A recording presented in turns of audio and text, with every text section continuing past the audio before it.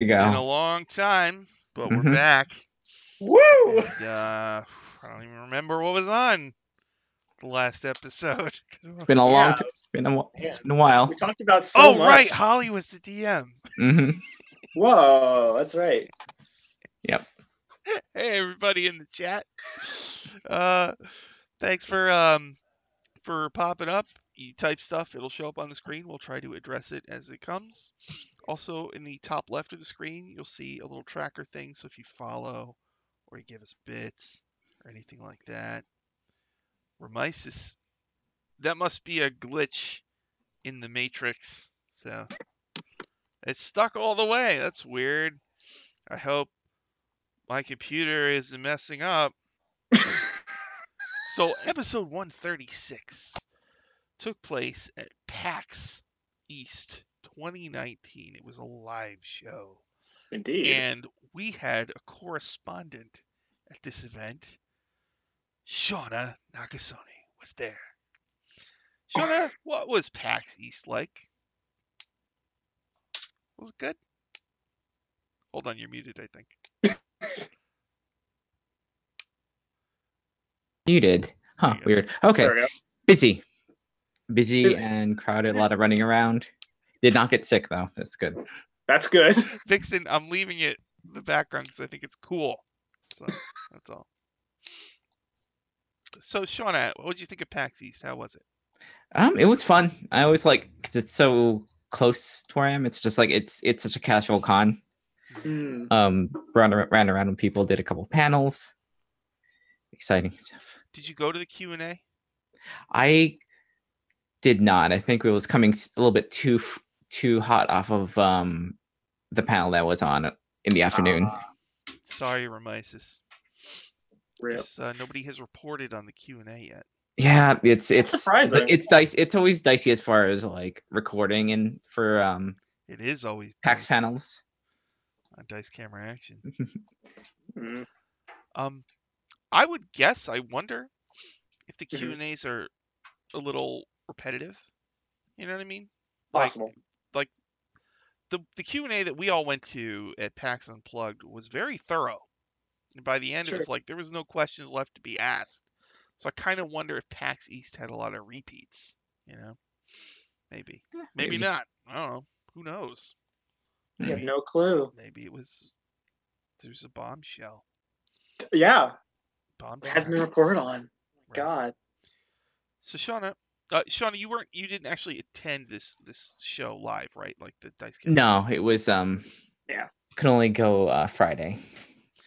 Can you run down what happened on episode 136 that was dungeon mastered by Kate Welch, who runs Rosie B. Stinger on Acquisitions Inc.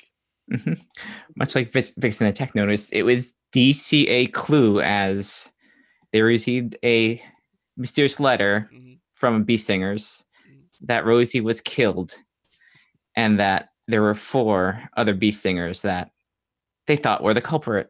So they basically go to each one, try to get information on how they last saw Rosie.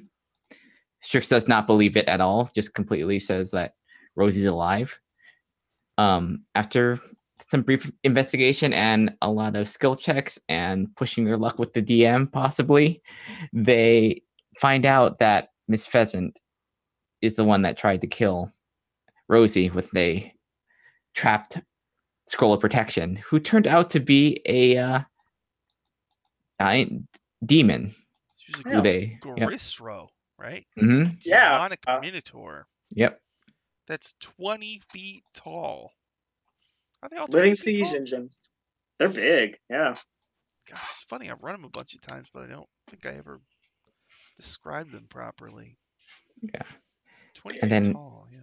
yep. And then after that, after they vanquish the demon, they find Rosie, who is very much alive, Of sitting course. on the coffin at her own funeral. And the whole time, the whole group Mm-hmm. was constantly, Yep. joking that they were certain that Rosie was still alive. Mm-hmm. And at one point, I I love. think Strix was gonna gaseous form into the Coffin. coffin. Yeah. Yep. Oh. Yeah, you know. Death is Yep. What were you gonna say, Dylan? I was gonna say at the beginning there was the whole thing about why don't we just resurrect her? Yeah. And Kate was like, she specifically said, "Don't resurrect me." Deanna. Yeah, Deanna. Vixen, am I the only one who thinks that Instructor Indigo is a play on Ingo from Princess Bride? That's exactly what I Yeah. thought too. As soon as I heard the name. And Yeah. fought Paulton on his own turf, which is alcohol. It's true. I loved this episode. I loved it. So I thought Kate was hilarious, like the whole way through. And it was like to the point where it's like, I think that if Chris can't make it to the live shows, she should run every one. That's what I think. I think this is. she was good. Yeah. I know they were experimenting, doing different things, and they were all pretty cool. But like to me, this was just like awesome, and she was so funny for 2.5 hours. Mm-hmm. You know, and just it was just really, really good.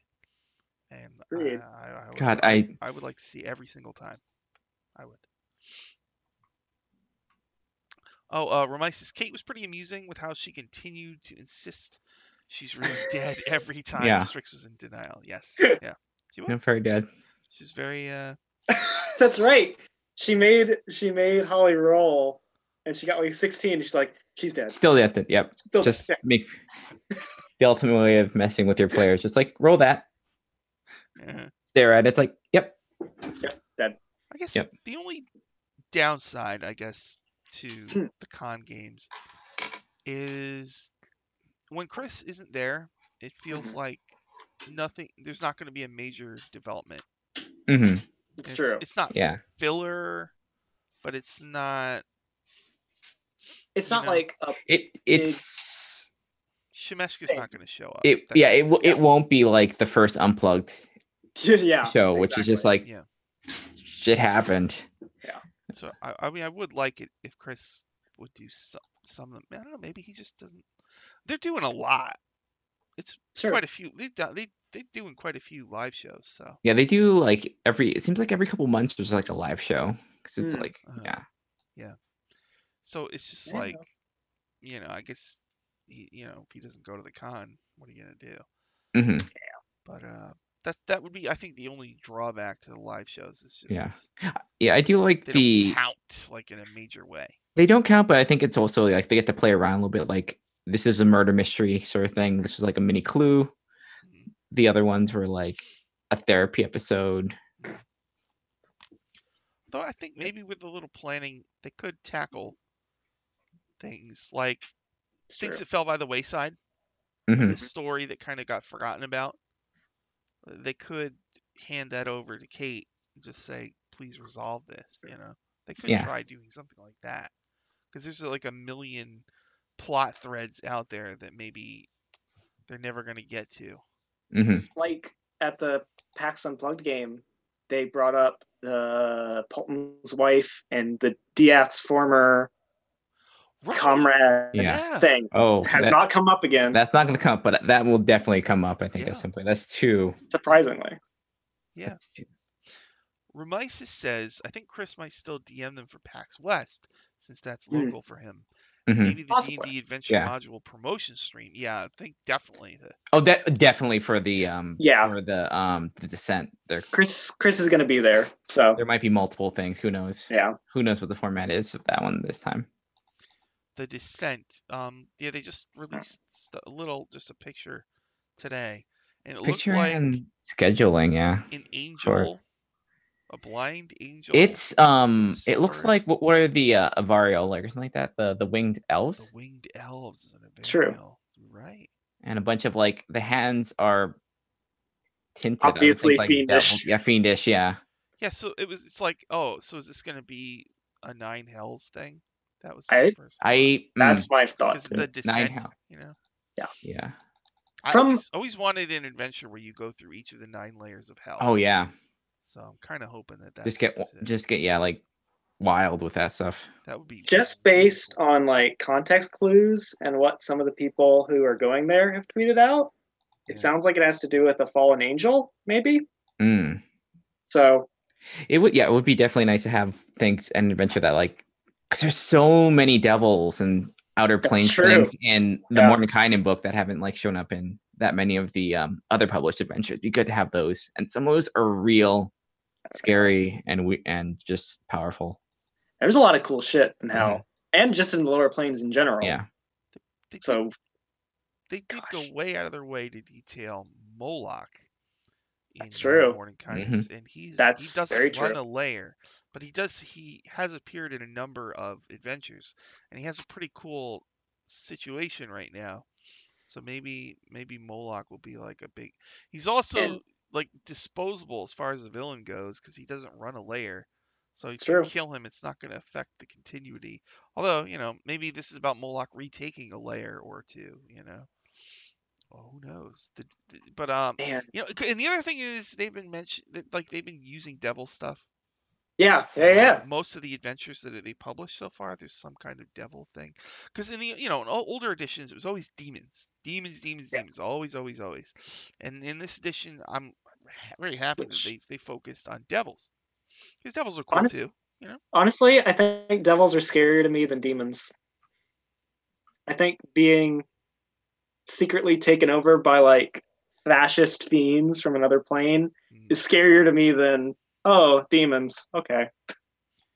Part of it is like there's such a variety in demons, and some are cooler than others. That's true. Yeah. Some Mhm. are not really that lame, but devils across the board are pretty cool. Mhm. Just all the way through. So Mhm. part of that is just because there's less variety. They're all just That's devils. true. Yeah. And demons are chaos and random, so you've got all these weird ones. Like the one that always stuck to me was there's like a Slod demon lord that they mentioned in fourth, Ah, and it just yeah. felt so wrong. It's just like this shouldn't be made. I don't Mm. know why. That was just the feeling I had. It just You know, didn't work right the for abyss, me. the abyss is really weird because it has like demon princes and Mhm. stuff, Mm-hmm. and they're from all over the place. There's Grazd, who is an archdevil. Mm-hmm. There's like fallen angel demon lords. Mm-hmm. There's Orcus and stuff who are made from mortals. Mm-hmm. There's Oberiths. Mhm. There's yeah, it's weird. Yeah, And then there's like evil gods you have to think about too, like the Beholder God, Lizard Folk God, etc., etc. It's yeah. I remember there was a speaking of the abyss and all the demon lords. I think there was definitely a Laurie Chanel with Chris that like hmm, kind of hinted at like having all the demon lords like on like in the Underdark and being them on the in Faerun like hmm. would have some effect with like the devils. Mm-hmm. Oh, that's a good point. Like there's so much of the opposing side in Faerun that of course like Huh. devils would try and stir I something hadn't up. considered that. That's interesting. Vixen says, I don't know if Nate will be there because he's going to a different convention in May. That would be a Hmm. bummer. But I mean, there'd be a bajillion people there that could fill in. Yeah. It's So, true. I think Lisa's actually going to be there. Lisa Yep. Chen. She is. The Mist Tales is gonna be there. That's There is. awesome. Can't Bunch wait. of That podcast groups. is really cool. All right. Cool. Anyway, so this episode 136. So Yeah. basically, they had to figure out who killed Rosie Beestinger, Mm-hmm. and there was 4 potential suspects. So there was Rear Admirable Ketchup. Catch There up. was Cool. Indigo, Miss Pheasant. Pheasant, and then Priestess Prune, Prune. Hmm. Priestess of Salune. Yeah. That Well, was surreal. Like having a them both kind of having the same accent and like having a prayer off. yes. She So talked just like strange. Evelyn. Yeah. Yeah. It was wonderful. And the thing is, like, now that makes me want to see Chris do an Evelyn voice. So I God. kind of want to see Priestess Prune again. Yes, Now that please. because what Yeah. happened there was so when the group met each of the suspects, there's basically Mhm. like a little mini challenge. Like they had a drinking competition or a pray off or a game of dragon chess. And so with Priestess Prune, Evelyn just started dropping natural 20s like crazy, and she actually tried to convert Priestess Prune from Selune She did. to Lathander and rolled a natural 20. So it actually worked. And Prune is now a agent of Lathander, which I think is cool, and I hope they kind of keep her around because I thought she was really funny. And we learned that evidently worshiping Selune, you get naked, and Evelyn likes getting naked a lot. So, all right. Strix was really funny on this one.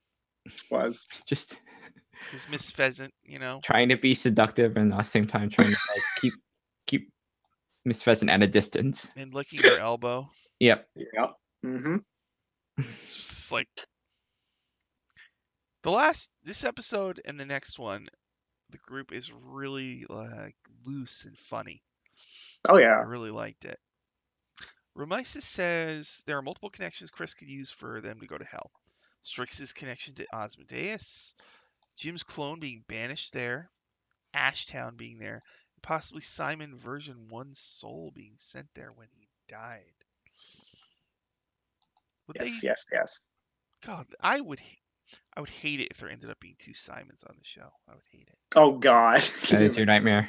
Yeah, but that would be pretty nightmarish. If they found out Simon version 1's soul was in hell, would they really go to try to? I mean, version 1 was the evil robot shot darts, right, and killed Arabelle, right? This is pretty evil. Oh, wait. I don't know how souls really work, so that's a weird question to go into. Vixen. Diaz, Paulton, and Strix see 2 Evelyns. Immediate reaction: we need to leave. Evelyn does like to take baths and go to the spa once she gets the opportunity. Yeah, Evelyn's hilarious. I love that Prune stuff. That was really cool. Yes. Oh yes. And followers of Selune are werewolves, I guess, because of the moon. Right. And that was interesting because Evelyn loved being a werewolf. Yes, it's true. And so it's kind of like, until maybe they could merge the churches. That'd be actually really cool. Their symbol could be like a sun with a crescent moon on it. Yeah. That cool. would be cool. Especially if this like Lathander a monitor thing keeps going and there's a rift anyway. And then Lathander and Selune could team up and pretty good. Do a whole thing.